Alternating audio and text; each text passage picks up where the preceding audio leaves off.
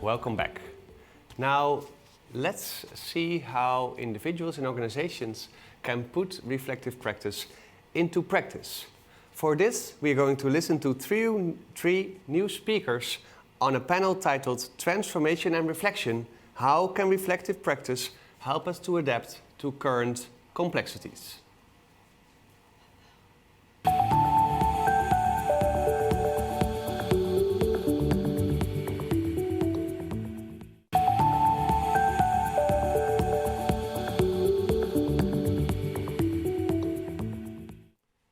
The panel will be moderated by Michael Creek from the ECSITE network. Michael, the floor is yours. Thank you very much, Frank, and thank you very much as well to Dr. Elisabetta Tola for this very clear call to action. In this panel, we're going to be taking on the challenge, thinking about in this current ecosystem with all its complexity, uncertainty, polarization, and mistrust. It's time for some introspection. We need to take a look in the mirror and think about how we can become that critical friend that Elisabeth was talking about.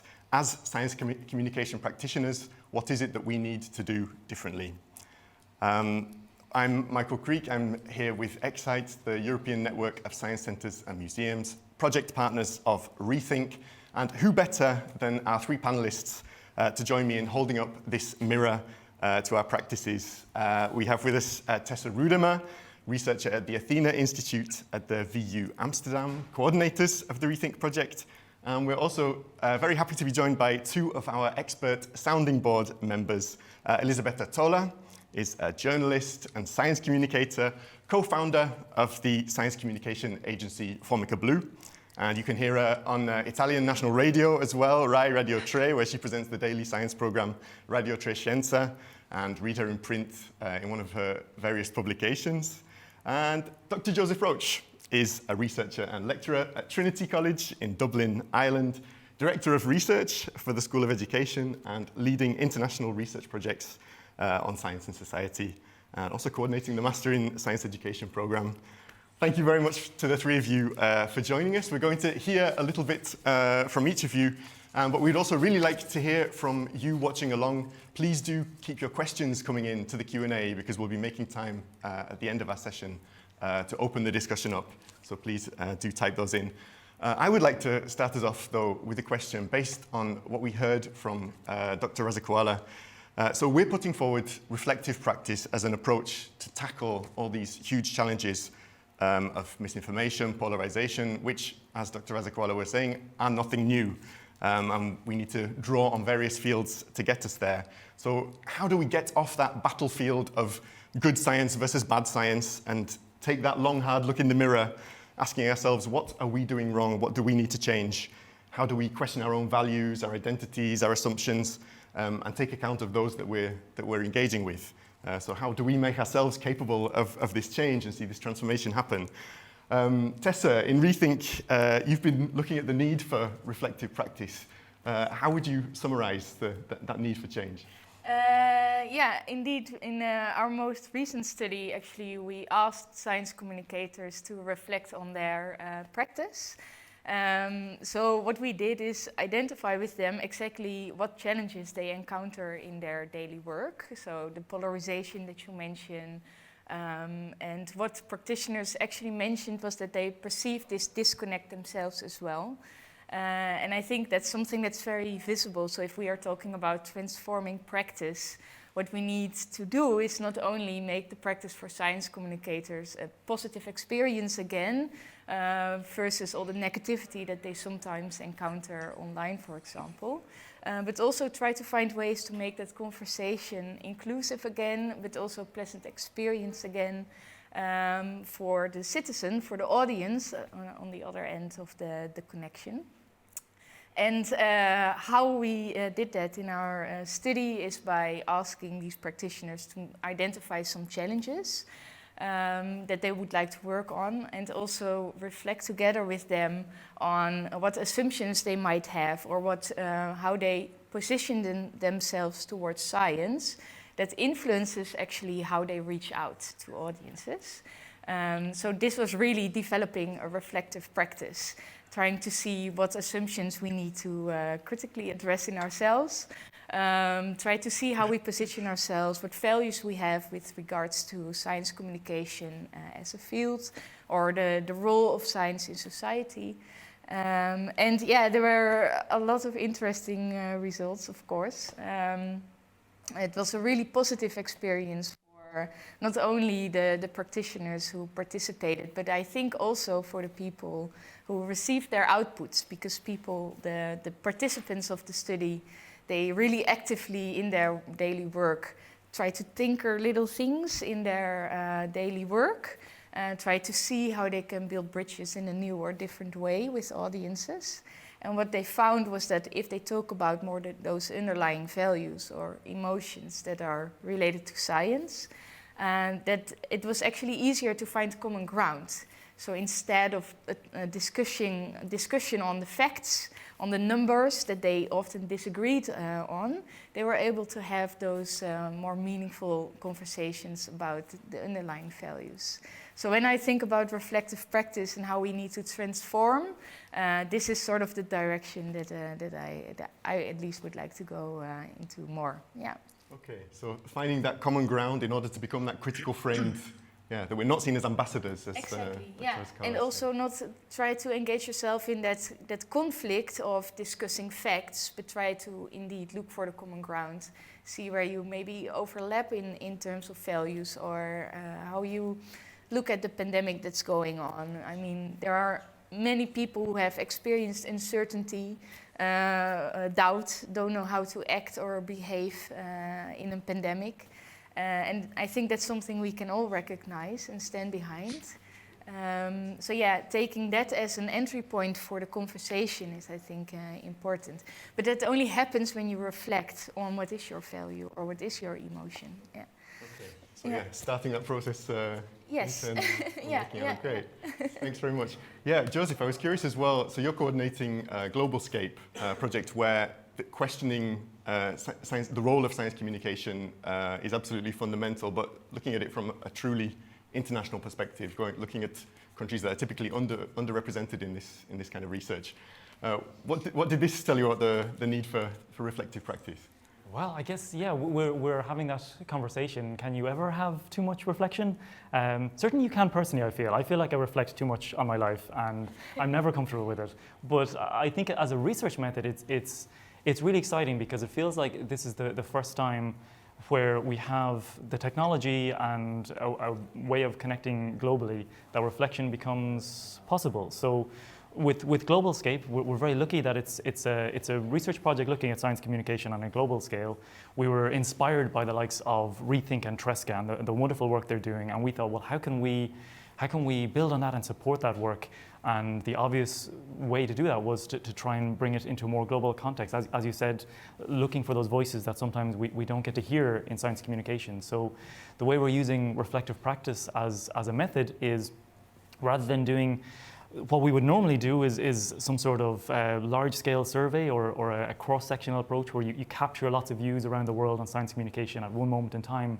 We thought, what would happen if we asked all of these people, and in our case, we're engaging science communication professionals in the broadest term, whoever identifies as someone who works or is involved in science communication, and then ask them, rather than just filling out a survey for us, of course we asked them to do that, but as well as that, we asked them to keep a reflective journal or a diary, which I don't think we have seen done on this scale for science communication on the global stage. And like any reflection, even as I said, like the personal reflections that we're uncomfortable with, we're not sure what we're going to see, and it is going to be a little bit uncomfortable, because I think when any of us are tasked with keeping a reflective diary over, like if you're reflecting every week or 2 weeks for a year is what we're doing in our case, then you're kind of forced to share the things that are going well, the things that are going bad, the challenges, the opportunities.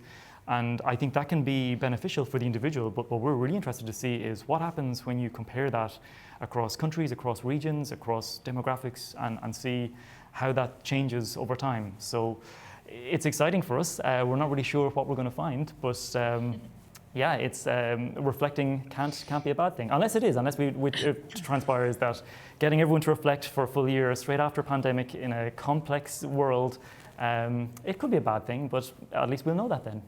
That's it. But yeah, it's definitely a challenge, right? This whole process and the call to action from Elisabeth seems to be forcing us to ask ourselves some really difficult, uncomfortable questions. I love this image of people sort of hunched over their diaries, having these difficult conversations with themselves. And that it's possible to do now because the way we do it is automated through devices. So when people sign up, they can say, well, no matter what part of the world people are working in, generally, if they're in science communication, they have access to a device. So you can reflect each week, lying on your bed on Friday night, seeing how the world went, and you get a reminder saying, do you have like a couple of minutes to reflect on what went well, what didn't? And so far, we're at the early stages of the longitudinal study, but I think some of the obvious things is that it's tough out there. Working in science communication in most places is a challenge, but there's parts of the world right now where working in science communication is especially difficult, and I think that's the type of things we should be listening for and recognizing and sharing. Absolutely, so taking that global picture into account. Elisabetta, I'd love to come to you on this same question. Hi. So, hi, thanks so much for joining us live from Italy. You're a science journalist on the radio, in print. What do you see in terms of journalism when it comes to this need for reflective practice? Thanks, Michael, and good morning, everybody. I'm sorry I'm not there with you, sitting beside you. I have to say I was particularly inspired by what Elisabeth was saying, and also the force with the words that she was sharing with us, because it's something I've been feeling for long in terms of the work I do as a journalist. I have been reflecting in many common situation, in many public situations, about the fact that very often we forget that science journalism, and I'm focusing on journalism here particularly, as one very special chapter of communication. And science journalism should be, first of all, journalism, which is, from its foundation, should be done in the public, in the interest, right? In the public interest. So one thing that I've been seeing in the last 20 years while I've been working in this field is that science journalism particularly is a very conservative practice. Most science journalists tend to be ambassadors of science. They tend to be explainers. They tend to apply a very sort of top-down model of communication. They don't start from the needs that come from their audience, and because they don't even know the audience. We are, in general, a sort of a community that is extremely connected with the scientific part, but much less with the public. And so I take this invitation and this warning also from Elisabeth in terms of we should really transform our practice. And one way to do that, and it's only one suggestion, I've been reflecting on this a lot and doing a lot of research in that with the different projects I'm involved in. It's really try to be more proactive, as, for example, investigative journalists are, data journalists are. So people who are doing journalism using different type of technology or approaches, but really trying to look for what's important for the audience or the public, and trying to respond to information needs that they see coming from the audience. And I just want to give one example of one very recent new venture that's being launched in Europe, because I have to say I really appreciate what Elisabeth was saying before about the importance of looking beyond the European borders, but also within Europe. Europe has been changing a lot in the last decades, and I'm only looking at my country. At this moment, we have 1/6 of the population, which is originally from other places in the world, and we still are not really able to talk and with these people and understand what kind of hesitancies or needs or requirements they have in terms of the type of information would be useful for them. So I just want to give this example, Michael, and I think it's interesting. It's a very recent venture, was launched about 2 years ago. It's called Unbiased the News, and it's a new newsroom that's been founded in Europe but it's a new space. They define themselves as a feminist intersectional newsroom, where they basically work with a very strong editorial process, where every editorial decision has to be shared by the community of journalists working. And the community of journalists is not very traditional. I mean, it's actually represented this multiplicity of European and global type of new players. There are young people coming very often with multiple type of identities, or I would like to say, in their identity, there are multiple types of origins and cultures. And so they do a lot of cross-border investigation, and they use an approach where they don't parachute correspondence here and there, coming from, I don't know, Germany or Poland or Italy, and trying to interpret how people would feel and what kind of needs they have in Tanzania or South Africa.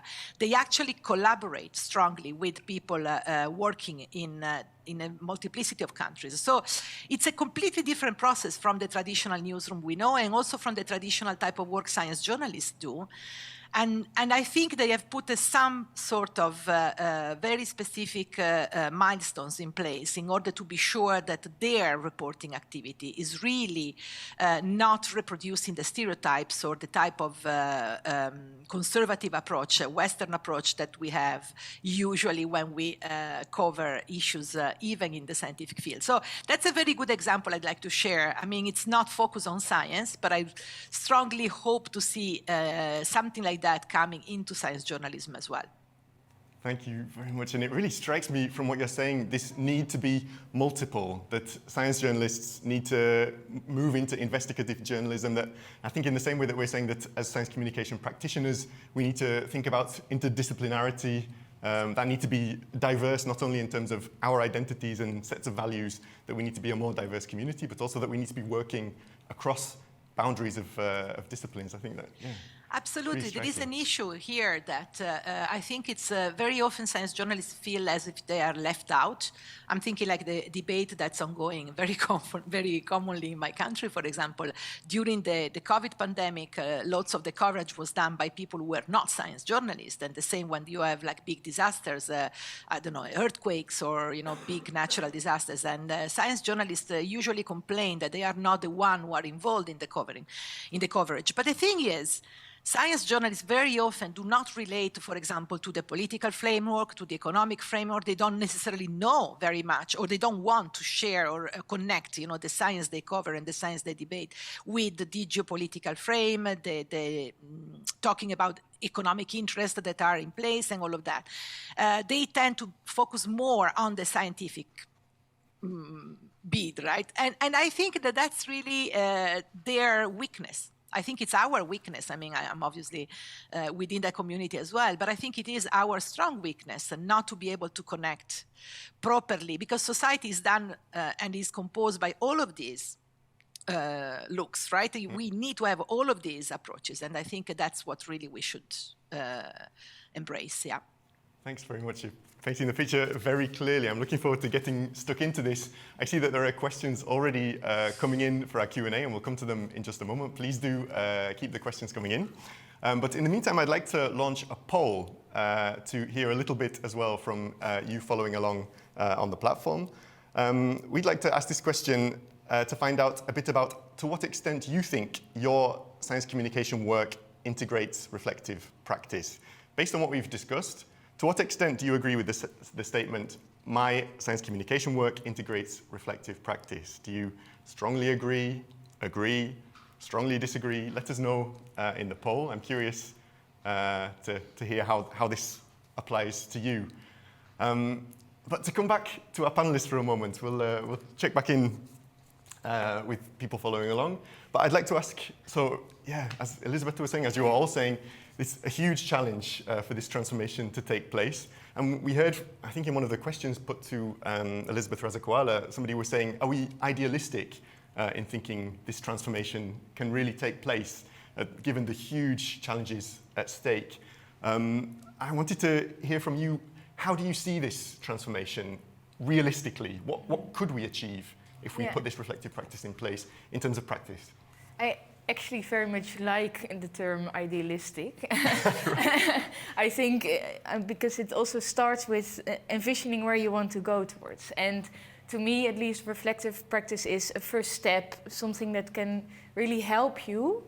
And what struck me in what Joseph was mentioning, but also what Elisabetta is mentioning, maybe that reflection shouldn't be an individual responsibility. I think that's really important. So, of course, the picture in my mind when the journalist is reflecting in their diary on their own, that can be very hard. It can also be very confronting for yourself to find out that you have very deep assumptions about your audience that you do not seem to be able to transform into something more constructive, maybe.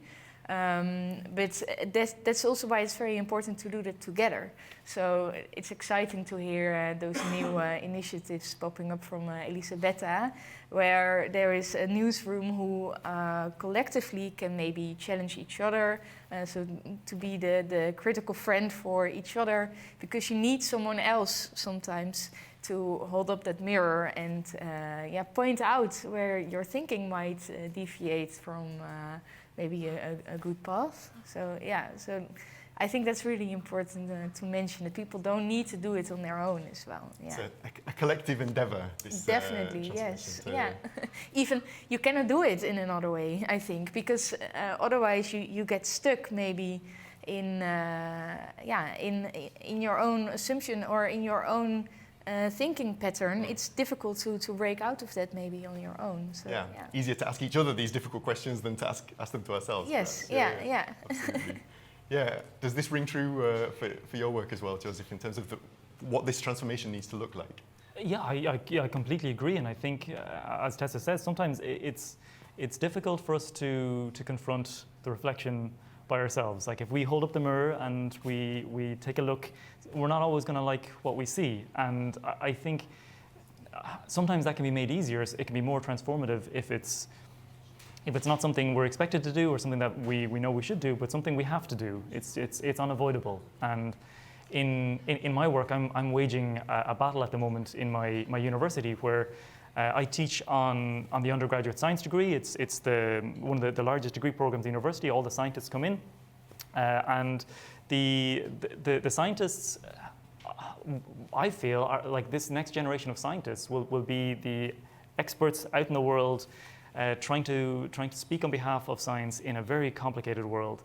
And we don't have reflective practice as something that they are even aware of, which always baffles me, because I mean, for decades we've had reflective practice embedded in so many professions, in teaching and nursing, and in so many places where it's just part of their education. And so now we're trying to bring in reflective practice for scientists, arguing that if we expect there to be real change, then we have to have the next generation of scientists be more critical about their own practice.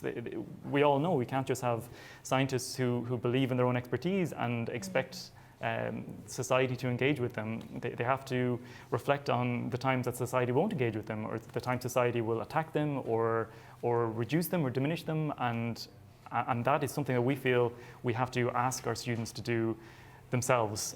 We have to task them with it, because it's not going to be comfortable, especially if you're a young scientist reflecting on your practice. It's deeply uncomfortable. Yeah. And same for practitioners, exactly, because transmitting information only or being the gatekeeper, that was a conversation going on yesterday in a panel.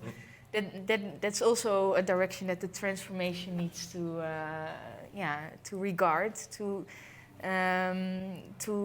indeed move out of the paradigm that more information helps, convince people or let people behave in another way, whilst we know that it's also those values that people have or the emotions that you have with regards to science that are which is very important. So I think practitioners also, not only the scientists but also practitioners, need to address those thinking patterns and move away also to the audience, to how they perceive or make sense of science, which is more often on basis of emotions or their personal situation than on the information that's put out there. Yeah. Absolutely. Yeah, and I'm thinking, how does this then apply to journalism? Thinking about this relationship with researchers, what would this transformation look like there? I think there are two ways. The first one is really looking at the language we use as journalists. And that's another point I wanted to make before, and I'm actually taking it now because I think it's extremely important, reflecting on the language we use when we talk about science. We tend to focus a lot on the results, but also on the sort of prestige of science, right? I'm thinking a lot of adjectives we use when we present science results, and always framing them as a sort of a linear process as well. And I think it's extremely important journalists learn a lot to reflect on how science is actually done. And I mean, we know it's been done for centuries at this point, but the focus on the process and on the methodology much more so than the output would really help. And that's one thing I really find that we should learn more. And the other thing is really create spaces that, as much as Tessa and Joseph were saying, spaces for listening to the people and making sure that we have this sort of connection. I'm thinking even would be very interesting to see how we can forge possibility for scientists to really understand not only the emotions of the people, but their needs. What kind of needs do they express? So going back to what Elisabeth was saying, you know, the fact of looking at the kind of needs that come from the people who are not already trusting science, and why they don't do that. Well, maybe they have, certain type of needs, health problems or environmental problems, who never found a solution or an answer, or they don't even see an effort going into that direction from the scientific community. So I think it's extremely important to maybe reverse the process, do some sort of reverse engineering here. And in this sort of process, and making sure the scientists are put in the situation of listening, not only of giving answers, to make sure we use appropriate language and framework. Right. The key in the language to making sure that that really happens. I was curious to hear from the poll results whether people feel as though their science communication work really does integrate reflective practice. 60% of you feel either agree or strongly agree that your work integrates reflective practice. And just 10% of you strongly disagree that it does. I'm really curious about those results. Exactly. Because, yeah, when people answering this question, I'm wondering what questions they're asking themselves about whether they're using reflective practice or not. Yeah. What are your thoughts? I would love to hear the 10% if they were willing to follow up with a question or view on whether they strongly disagree because they've never come across reflective practice, or they have, but it's something they feel shouldn't be part of their work. I'd love to hear those views. Of course, the 60% who said they agree or strongly agree, I'm interested in that as well, but I think that's kind of less surprising. I think hearing everyone speak about it, it seems that reflective practice is common to a lot of roles, but there are roles out there where reflective practice mightn't be important, or mightn't be, or could even be dangerous perhaps, and that's the part I'd love to hear about, because I think, as we've heard, it's going to become more and more part of our practice going forward. So if there's times when we shouldn't be reflecting, they're the conversations we should have as well.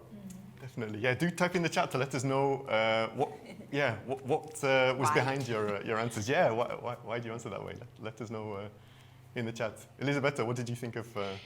Yeah, I totally share Joseph's view. I mean, I would be very curious to know why 10% of the people strongly disagree. But it somehow connects also with the practice we're used to as general. I'm taking one of the comments from Nadia El Awadi here in the Q&A, and she says that also there is also the fact that science-based institutions are often the sponsor of science-related communication, and that creates an inherent and obvious bias of which science we communicate and how. Yeah, that's another point. Maybe, besides reflecting, we should really reflect on the process we also embrace, and the process we apply. And I think in that sense, very often we feel justified not to go out from the usual trail, right? Because we don't have the means or the possibilities. And I think would be extremely interesting to see when, to look at the view, as Elisabeth was saying, trying to really be disruptive, transformational. How can we do that? And so that would be the focus of a reflective practice that would be very interesting for me, to see how we can disrupt the process as we are used to do it. Like, how can we get out of this comfort zone? Right, and not treating science as sacred then. So yeah, asking Exactly. really what are the values? We know that science is not a value-free process, but this is a difficult conversation to have as well with researchers, right? That wow. Yeah.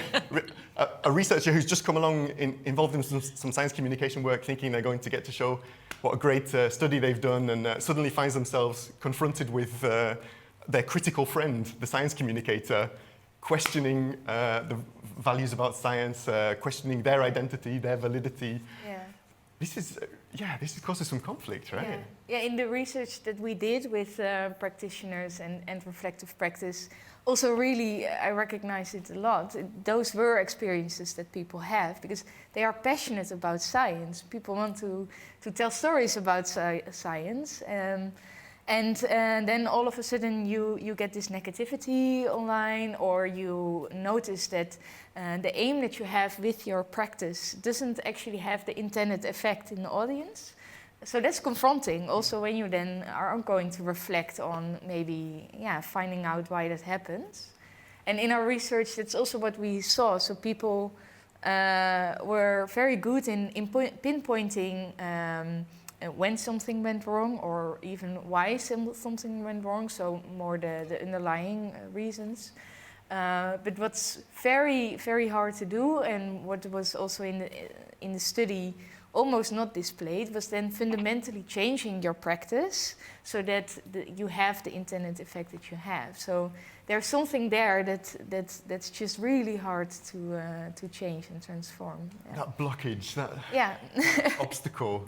And I suppose you must have come across this as well. This same kind of challenge to get over, being able to critically reflect on science. Yeah, I mean, like when we bring reflective practice into a classroom, into a lecture theatre with students who have never encountered it before. I think one of the biggest mistakes we always make is that those of us who are advocates for reflective practice and those of us who see its value and argue for it, we're sometimes in danger of holding it up as this amazing process that will accomplish so much, and it will, but we sometimes forget to say, especially for in my case, the next generation of scientists, the young scientists who are just on the beginning of their career as scientists, we have to remind ourselves to say, this is difficult and tough, and if you are reflecting on things on a surface level and just describing how things went, fair enough, but if you're doing what we're really seeking, the critical reflection part,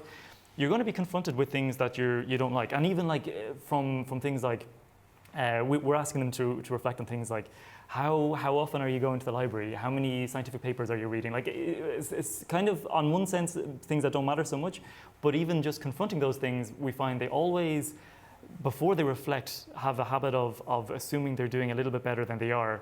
And then when they're forced to reflect, it can be a little bit difficult to confront that and realize, actually, in my profession as a scientist, in my development as a scientist or a science communicator, I'm maybe not quite where I thought I would be. We always have the responsibility then as people who are forcing our students to do that, to support them and say, look, this is part of the process. You have to remove yourself from it as much as you can and treat it scientifically and say, okay, you're going to find out things you don't like, that are maybe are uncomfortable, but that's your baseline. That at least shows you where you are, and you can improve from there. And that's I feel, the power of reflective practice. Yeah. Yeah, Elisabetta, I was going to say, you must see this in journalists too. You're saying science journalists tend to be a conservative crowd.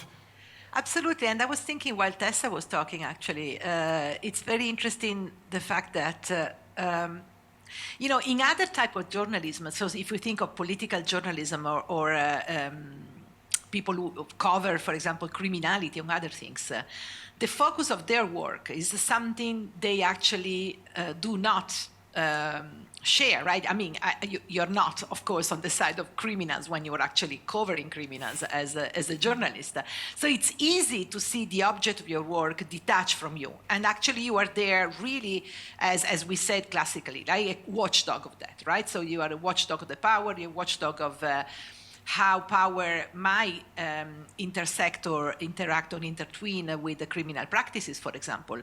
So it's easy in that sense, easier, not easy, but for a journalist to say, okay, that's my object of work, and I have a very specific duty in terms of, to the audience or to the public in order to tell them what's going on.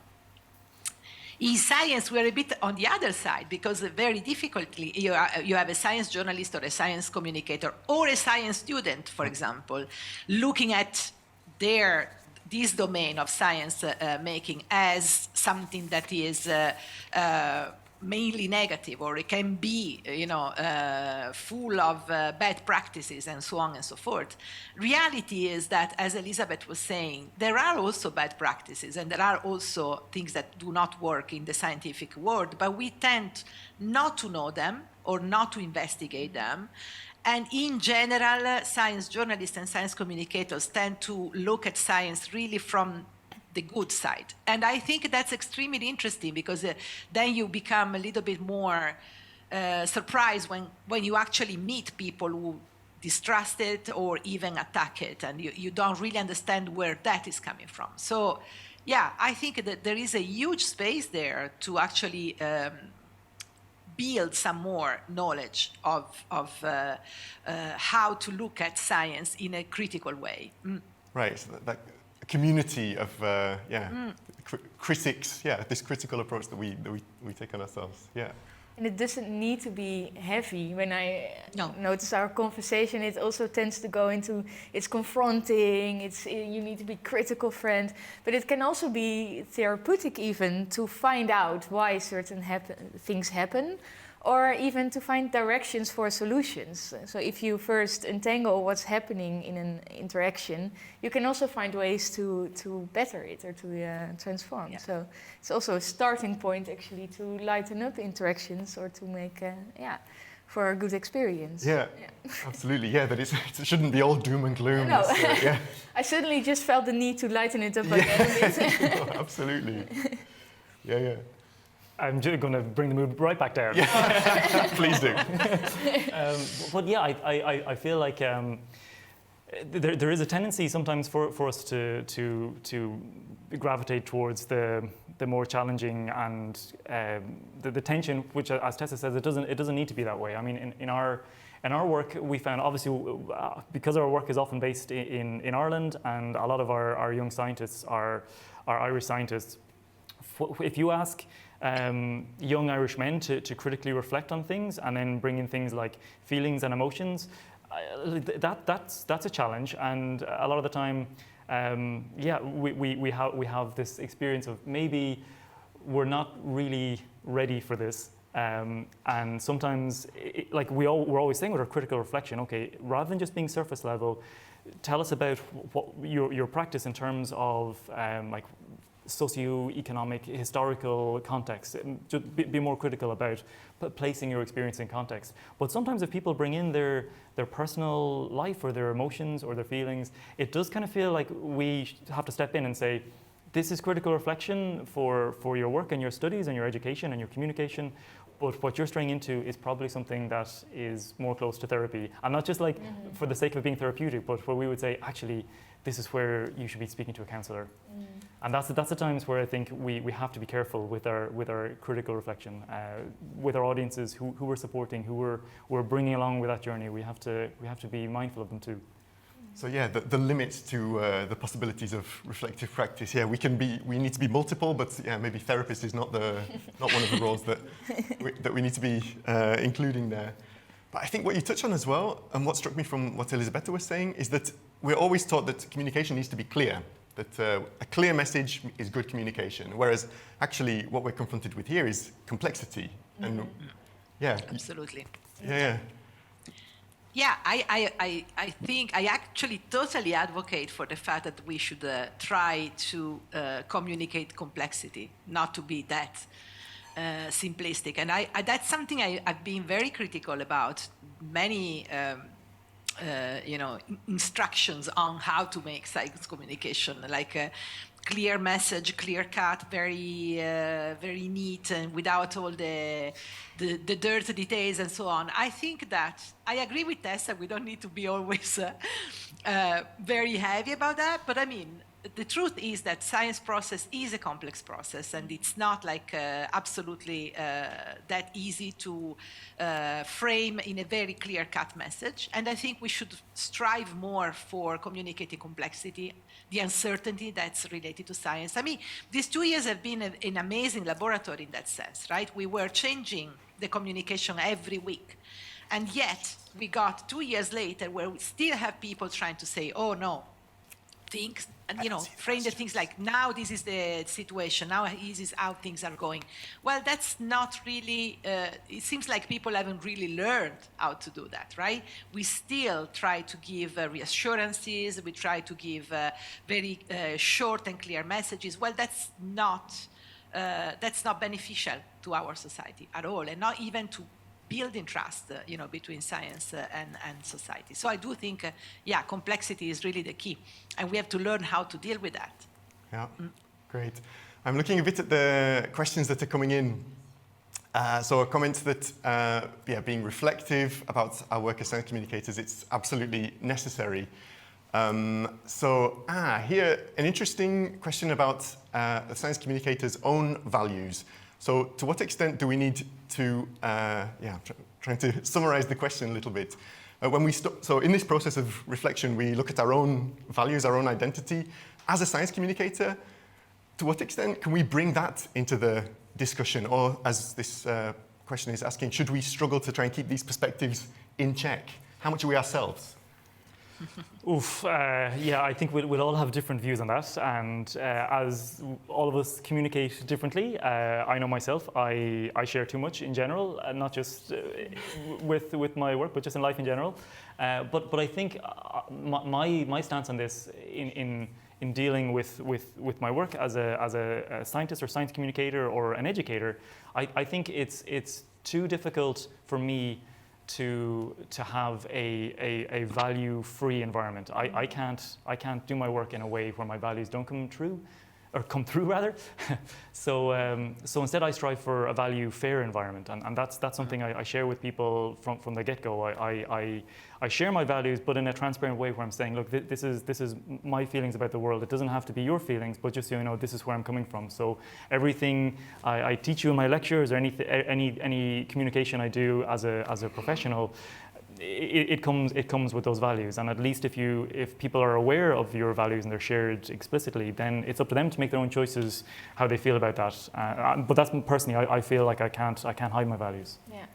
Yeah, not everyone has to do it, but if you're comfortable with it, then I think it betters the public conversation about science.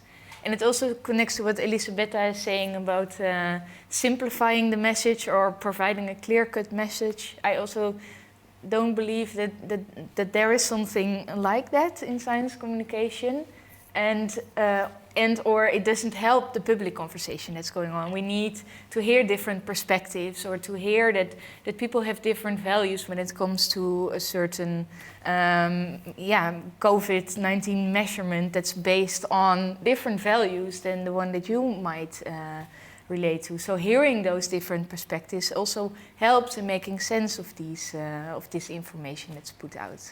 Yeah. So I think it's inevitable that some people at least include a lot of values and a lot of emotions to help people make sense of the information. Yeah. And I suppose it points to the need as well, Elisabetta, for us as science communicators to be diverse, that it's not all the same values that people are hearing in the conversation. Yeah. And that's super important. And I think it's a very interesting and similar conversation is taking place in a more general world of journalism, especially because of what's going on in the last few years with all the phenomenon of misinformation somehow polluting the conversation, right? And in terms of a big scale, like of misinformation. And I think it's very interesting because even the sacred value of super objectivity, that was like one of the foundational values of journalism, is somehow discussed now and put to test from all of that's happening. And the idea is really, wouldn't be more beneficial to even to the world of information in general, the possibility of being very transparent, very honest to where you come from and which is your angle and your perspective on things and how you actually, discuss things and share that and make sure that exactly you're open to listen and view to other views and other points of view. And I think it's extremely interesting. Again, it's transforming the practice somehow. I just want to make one example, like the Guardian, the newspaper taking a climate pledge. That's been amazingly discussed within the journalistic environment, because the fact that a newspaper takes a stance on a specific issue like the climate crisis and saying, okay, we will adopt a certain language and we want to do everything in our power to make sure that this crisis is actually somehow taken seriously by not only the audience and the people, but also by the institutions, by the political world and so on. That's taking a very specific angle on a certain topic, and it's being hugely discussed. But I do personally share the fact, and I totally agree with Joseph here, it's almost impossible for me not to be very clear and very transparent to where I come from. Yeah, absolutely. And I'm seeing you're mentioning about the institutional level, and I see this also came up in a question, and this will come to, I hope, in a fireside chat where we'll focus on this move institutional level, and then later in a policy panel looking at what can happen at policy level. But I want to ask this, bring this food for thought that has also come in as our last question to each of you. As Elisabetta Tola said, there's no magic toolbox for reflective practice. We can't just circulate something, but should there be, can we imagine something along the lines of something systematic, tools or instruments for reflective practices? What would that look like in just a few words? Can I start with you, Tessa? I think really reflecting together. So actually within ReTHINK we have developed some sort of toolbox, you could say, to do this. They also consist of a reflection diary with some guiding questions. But I think the most important point there is to also find time to discuss this with other people. And it makes me think of one of our participants who did this together with their audiences. So there were a couple of comments made about practitioners not knowing their audience. And I think reflecting together on, for example, some of the output you have made is really valuable. So to really ask them how they perceive it. And then you will find that actually you wanted to provide information to reduce fear about vaccines, for example. But that by providing a lot of the information, you actually caused more fear. So in that way, you can really transform your practice by working together with audiences to find out why that happened in that way and to find new directions for your practice. So to tinker with it a little bit and try to see, if I open up the conversation about fear for vaccines, that actually does help with my intended goal. Yeah.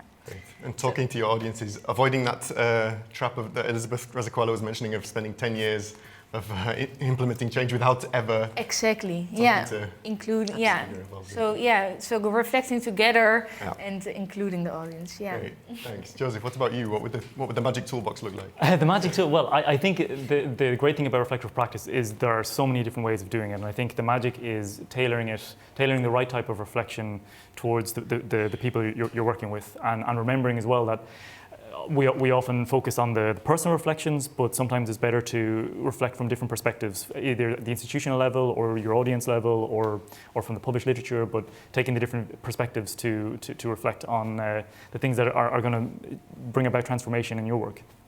Brilliant. Thanks. And Elisabetta, a last word from you on... I just can add one thing. I mean, I totally share what they said, but I'd say that the best tool of everything is taking time. Mm-hmm. So having time to reflect, time to read, time to study, and time to talk and get into that conversation. So, no matter what tools you select, but the thing is that you need to put your brain on that and make sure that you're really sharing, and finding a sharing space which is appropriate with the people you need to take into the conversation. Brilliant. So yeah, taking that time, I really appreciate the three of you taking that time shared with us to reflect on our own practices. Some very key messages coming through about the importance of communicating on complexity, about engaging, making this a collective process, that we're not doing this just by ourselves. And yeah, it doesn't all need to be doom and gloom, that there is a reason for optimism in bringing our reflective practices. Absolutely. Brilliant. A big thank you to all of our panelists, and I will take this time to hand back over to Frank. Thank you. So I would also like to thank our speakers and our moderator, Michael, for this demonstration of what an honest conversation can look like. And I also love that it is also low-tech. All we need is a mirror, a journal, and each other to make reflective practice work. We are now going to watch a small video that was made on behalf of the ReTHINK project. And it is about a central aspect of human understanding that makes reflection so important in the way that we connect to different publics. Enjoy this video on sense-making. The landscape is changing. The relationship between science and society is opening up, presenting new challenges and new opportunities to rethink science communication. We live in uncertain times. Faced with uncertainty, contradictions and confusion, how do people make sense of scientific information and decide what they should do? And what role does science communication have in this sense-making process? During the first wave of the coronavirus pandemic, we conducted over 80 in-depth interviews with a diverse group of citizens across Europe to find out how they made sense of such an important and impactful socio-scientific issue. Whether it's face masks, vaccination or containment measures, the issues we deal with are complex, uncertain and ambiguous. How do we make sense of this? Decide what is true and what is not. Decide who to trust and what to do. There may be too much or too little information, but people are always faced with gaps in their understanding of an issue. How do they deal with these gaps that continuously emerge? What we found was that drawing on resources from personal situations and societal contexts was decisive in overcoming those gaps. Citizens primarily drew insights from the people close to them and from their own personal needs, more so than information from science communication. For example, the closeness of the pandemic, as well as their own perceived vulnerability, determine to a large extent how people would see and deal with particular issues, such as the justification of containment measures. And they relied heavily on pre-existing worldviews and trust in those around them, as well as in institutions like government, scientists and healthcare workers. If information is only a small part of sense-making, how can science communication support the public in making sense of science-based issues? And how can it do that when sense-making is a contextual and continuing real-world process? How can science communication contribute to societal trust when knowledge is complex, uncertain, and ambiguous?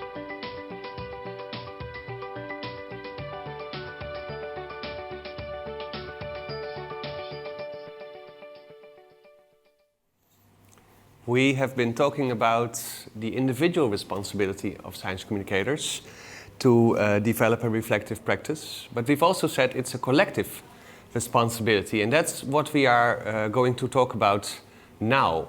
So how can science engagement organizations like science museums can take up this challenge? And for this I will have a conversation with Catherine Franche. She is the executive director of the ECSITE Science Communication and Museums Network in Europe.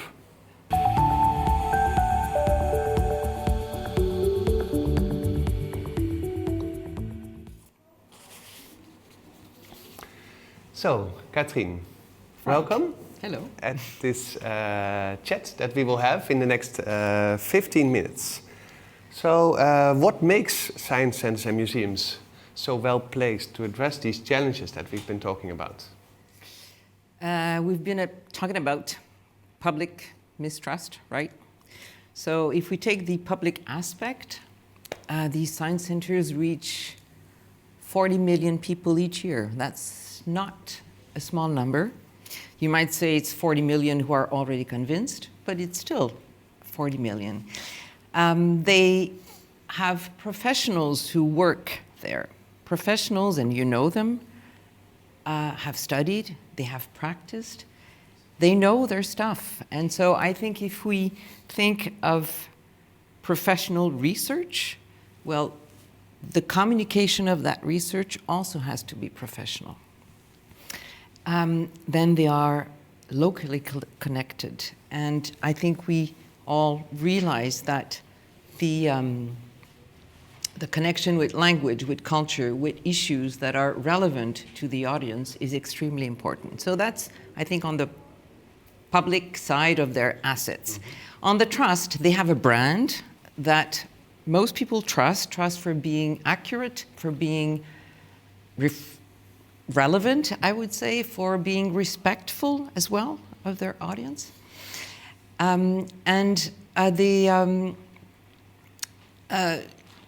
So this notion of trust, as we know, is complex, and you can't just address it with one type of stakeholder. And they have this convening power where they can bring around the table different stakeholders. We've heard just a few seconds ago that it might be sometimes difficult for someone who believes in science to either say, to challenge it. But then the notion of having different voices speaking things that you might not be as an institutional able to say, that is something that you can do when you bring people around the table. So you don't have to say all of it yourself, but you can also give this space to other people with other perspectives, invite them at the table.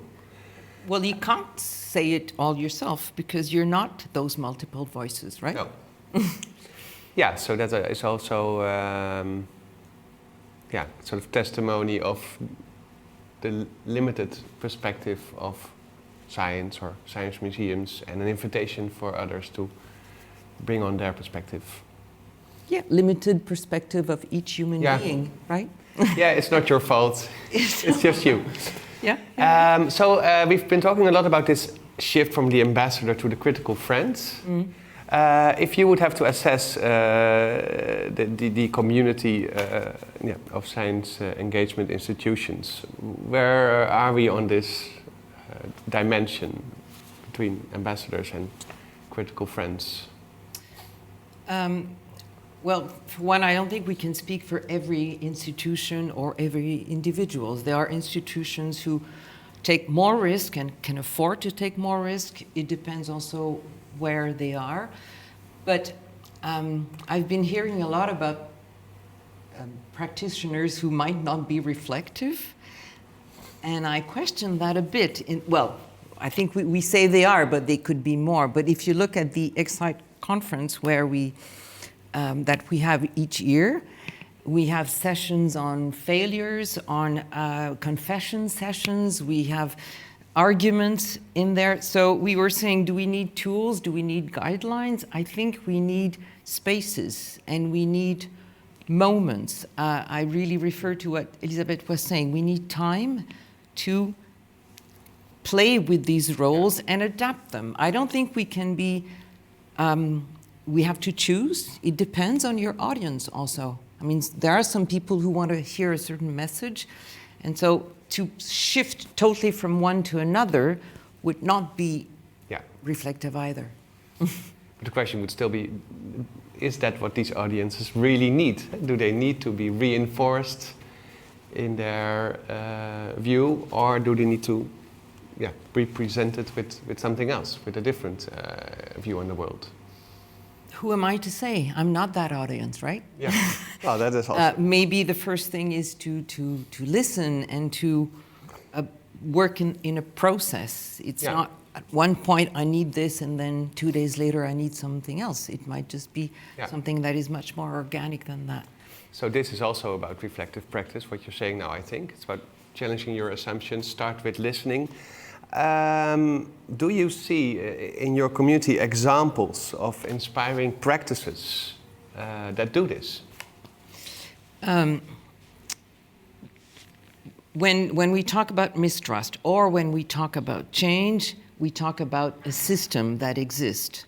People don't necessarily mistrust science, they mistrust the system of science. So when we talk about a system, we think, who does the research? Who does what for whom? What are the interests behind? In other words, we're talking about power. So what examples could I come up where power was challenged? So I think of maybe two. One where a science center wanted to reach out to teenagers. Where do you reach them? Very often on digital platforms. Is the narrative of the digital platform the right one or the same as the science center? Maybe not. So you are here with your institution that has a brand. It has its own values, but you want to shift to another platform, and to allow these voices, to give them freedom, you do have to let go. You do have to give power to a point where the name was different. So it's not called the same thing as the Science Center, because they needed to create a kind of spin-off to protect their brand. And I think that's fine. And the objectives of what they're doing there are not, I mean, they fit with the whole mission of the Science Center, but they're not all of its mission. They do some part of it.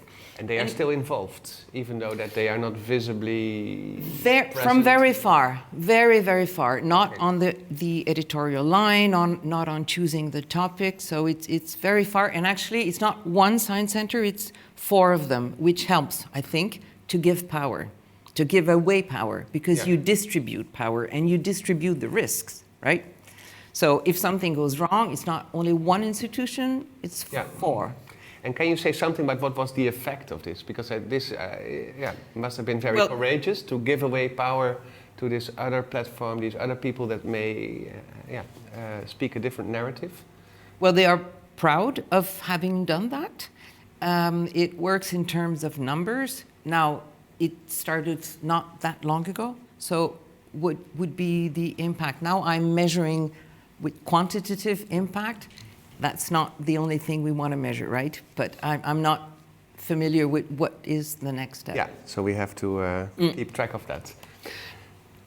Now, I was thinking of another example, which is very simple, doesn't need a lot, and that's what we call the reverse science cafe, where instead of a normal science cafe where you have the experts that explain and then the audience will ask questions, it's the other way around. So the conversation starts with the experts who ask questions to the audience. This is very simple, but the facilitator of the museum and the researcher have both switched roles. From one became a broker, the other one a listener. That's very easy. And I think if we do more of these, we'll probably get used to losing power. We get used to losing power. So it's also a process. You've mentioned that already, something that you don't build in one day. What do you see as the main barriers for science centers and museums in relation to building these trustworthy relationships? I think we have to look at institutions from the individuals who work in there and the organization. On the individual level, we've talked quite a lot about that, at least this morning. But it's true that whoever works in a science center in a museum is often in favor, let's call it that way, of science. What are the solutions for that? I don't know, but it could be to recruit people who are not from the scientific field, who might, and when I say recruit, not necessarily internally, but to create teams that are multifaceted. From the organization point of view, I might be blunt here, but some aspects of their work have a business model. Exhibitions have a business model, right? You have a ticketing, you have sponsors. If you work in deep engagement, you don't have the same model. And are your policymakers willing to pay you 3 months to work with 40 people? We hope so.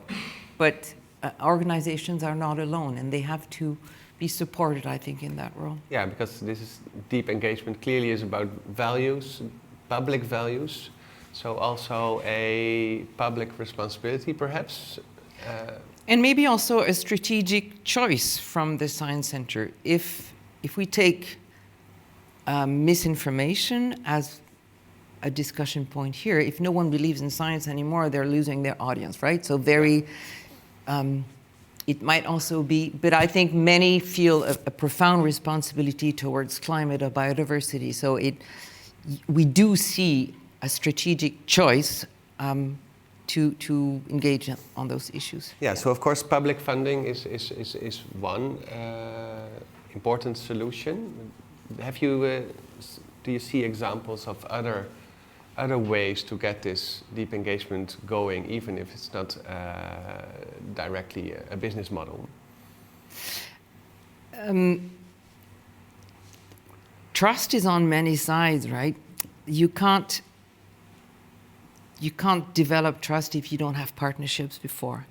And that takes a long time, and that takes patience, and that takes humbleness. And if you work with stakeholders in dealing with those complex issues, you have to trust them. Can we trust the stakeholders? Can we trust the policymakers to commit on a long term, to be willing to change? It's very nice to have a process, but if at the end you're not willing to change the decisions that you more or less took before, then there's no point in engaging the public. So it's probably a shift towards being true to ourselves and honest. That is the responsibility of the whole society. But we do see examples. We do see risks that are taken, and I think probably we have to talk about those maybe a bit more. Sometimes we talk about the problems and the solutions are kind of left on the side. Yeah. Well, let's do this. So is there another example of an organization that takes this risk? Which risk? Define it. The risk, like we've talked about, the risk of reflecting on your own values, identity, adapting to what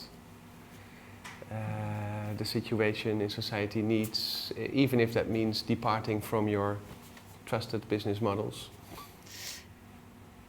The risk might not be to reflect as such, but as you said, it's to implement the result of this reflection. I'm